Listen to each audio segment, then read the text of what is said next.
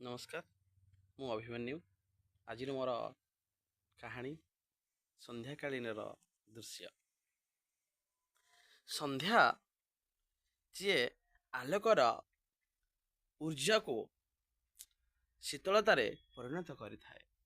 ସେହି ଆଲୋକର ଊର୍ଜା ଯାହା ଆମ ମନରେ ଏକ ଶକ୍ତି ପ୍ରଦାନ କରିଥାଏ।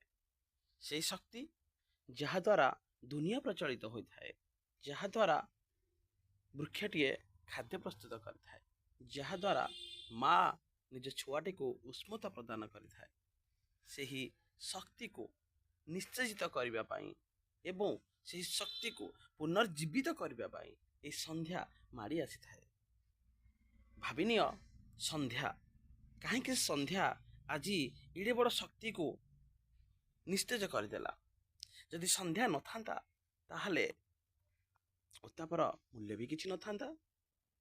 କାହିଁକି ନା ଉତ୍ତାପରେ ଉତ୍ତପ୍ତ ହୋଇ ଆମେ ସବୁ ଜଳି ପାଉଁଶ ହୋଇଯାଇଥାନ୍ତେ।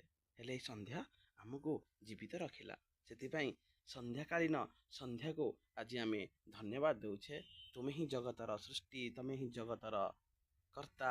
ହେ ସୂର୍ଯ୍ୟ ନାରାୟଣ, ତୁମକୁ ଶାନ୍ତର କରିଥିବା ଏହି ସନ୍ଧ୍ୟାକୁ ଅଶେଷ ଅଶେଷ ଧନ୍ୟବାଦ। ଜୟ ସନ୍ଧ୍ୟାକାଳୀନ ଦୃଶ୍ୟ।